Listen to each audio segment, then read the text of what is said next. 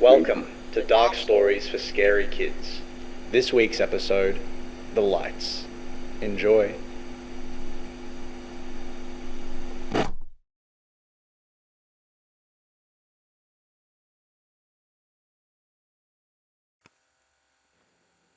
Once upon a time, there was a boy who could never sleep.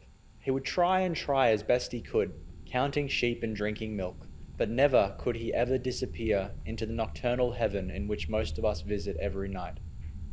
To many, this would be hell, and drive most mad, but to the boy, an adventurous and bold type, regardless of his skinny form and extra strong prescription glasses, this was an opportunity. He would stay up and draw, play with his toys, lead army men in great battles against his sister's dolls on the floor of his room. This was the norm until the night he decided to leave his room in search of more of that adventure that he loved. This was the norm until he decided to set up camp next to that old grandfather clock. That night, he decided to send his army men out to the hall, then up the stairs to the lounge room, to scout new territory, of course. Soon he found himself in front of that great old clock in the upstairs lounge room. His mother had told him its history at some point, but he couldn't remember it, only recalling words like heirloom and old from the conversation.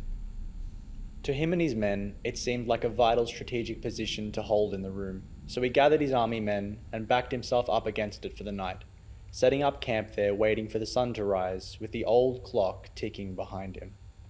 But as he finally finished and got ready to hunker down till dawn, he noticed something odd about that old clock. Something about it not quite right. He stood in front of it and stared, wondering what it was. Was it the clock inside? The swinging pendulum? His reflection in the glass cabinet door? He brushed it off and went back to his toys, turning away from the clock when he saw something in his eye. His reflection had moved its opposite shoulder. In horror, he turned to face his reflection in the cabinet glass once more, seeing more and more of its odd, out-of-sync movements. His reflection's eyes twitching while his were wide and still, its hands in fists while his were open, its mouth slightly agape while his was tightly closed. He tested his reflection, lifting his arm up to wave. His reflection did not move. The boy jumped back in horror, diving behind the couch just in time to watch his reflection run for cover, similarly to him in another direction. He waited behind the couch for many moments before the horror dawned on him more. Him catching his reflection peeking out from its hiding spot at him. Him quickly abandoning his army men and running down the stairs back to his room, spending another sleepless night staring at the ceiling, only this time with a head full of monsters and the repeating question in his head. Who was that boy in the reflection of the grandfather clock? Once the sun had risen and the boy found that the darkness was leaving his room, he stood and looked in the hallway mirror, realizing that his reflection, or at least this one, was still very much intact and his own. He spent most of that day wondering, and in general avoiding the grandfather clock. But the boy was not the easy type, and certainly, besides his skinny frame, did not want to be seen as a coward. So as the sun set, and after making sure that his parents had gone to bed, the boy got ready to approach the clock once more. As the darkness came and quiet fell over the house, the boy, wrapped in a blanket, made his approach, and finally in one grand swoop of courage, he jumped out in front of the grandfather clock. In the mirror's reflection there was nothing, no image of himself staring back at him, just an empty room. The boy swallowed his fear, and after a few frozen moments, sat down in front of the clock, staring into the empty, mirrored room in the reflection. The boy watched for any life or movement when he started to notice something in the reflection. In the top right-hand corner of the roof, a black shadow sat attached to the ceiling, clumped like a spider's egg. He looked behind him at his roof and saw no such shadow existed, just bare wooden slats. He looked back into the reflection, finding himself staring face to face with the boy, his nervous reflection. The reflection jumped back in fear, and nearly so did he, but he stopped, swallowing his shock, and held out a hand to the boy in the glass. His reflection stopped and stared at him and at his hand, perhaps processing the same fear he felt. After many moments of more staring, the reflection still stayed motionless, so the boy, his curiosity burning brighter than his fear at that point, stood, watching his reflection closely as he raised his hand, waving at it. The reflection stared back, then hesitantly waved too.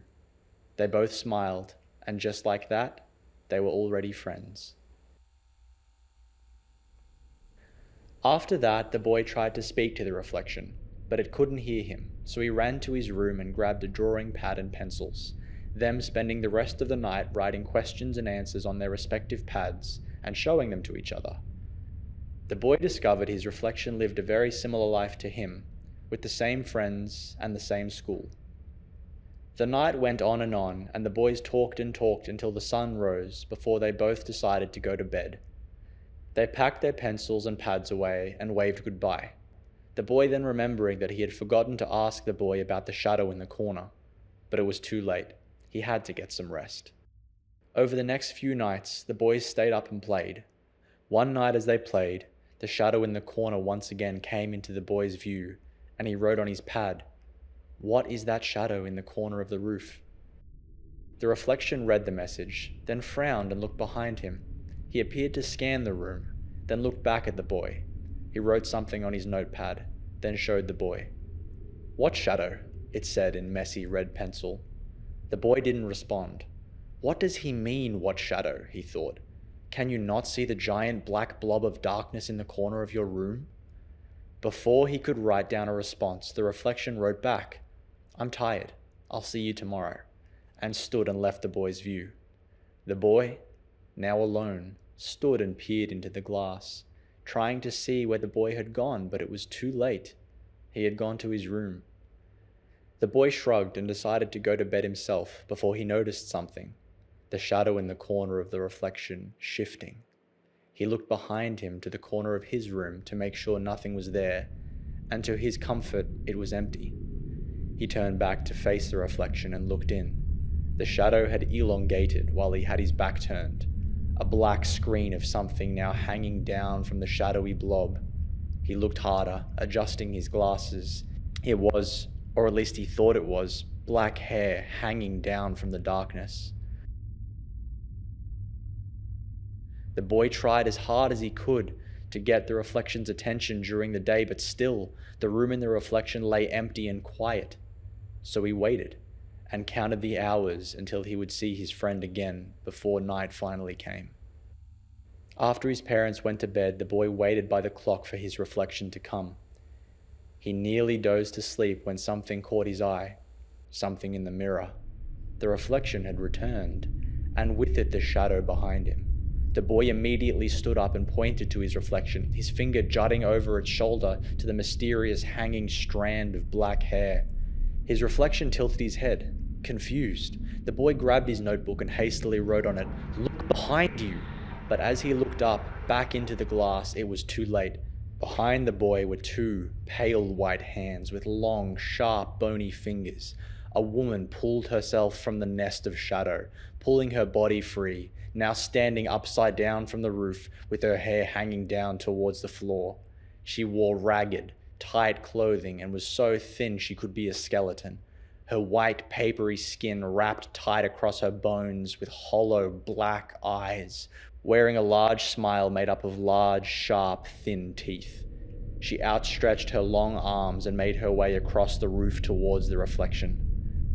The boy tried not to scream and held out the sign, waving it urgently, his reflection seeing it and, in a flurry of fear after reading its content, turned around, facing the woman. From what the boy could see, his reflection screamed as she grabbed him, her heaping him up into her terrible arms and running back to the shadow, pulling him into the dark and disappearing from sight. The boy dropped to his knees, shocked and horrified, looking into the now empty reflection. The boy would still check the reflection from time to time, whenever he got the courage to do so, but he found he was doing it less and less, too scared to look into that glassy other world and perhaps catch a glimpse of that woman's upside-down smile. His nights were quiet now. reserved to him sitting in his room and occasionally checking the hallway to make sure the woman was not there. That was the way until one night, many, many nights later, as he play army men in his room, he decided to once again launch an expedition upstairs, wondering perhaps if all his memories of a wandering reflection and an upside-down woman were even real at all. The boy went upstairs and out of curiosity looked into the reflection in the grandfather clock again, him freezing in fear at what he saw. His reflection sat on the floor in front of him, tired, with white papery skin and hollow cheeks. It looked like he was starving. It lifted up a sign, more scribbled words on a pad. It read, "I'm sorry," in red pencil. The boy, frozen in fear, stared down at his reflection as it tore out the previous page and wrote something else down. The boy began to cry, his reflection lifting up a new sign. In scribbled red letters, the words read, "Look behind you."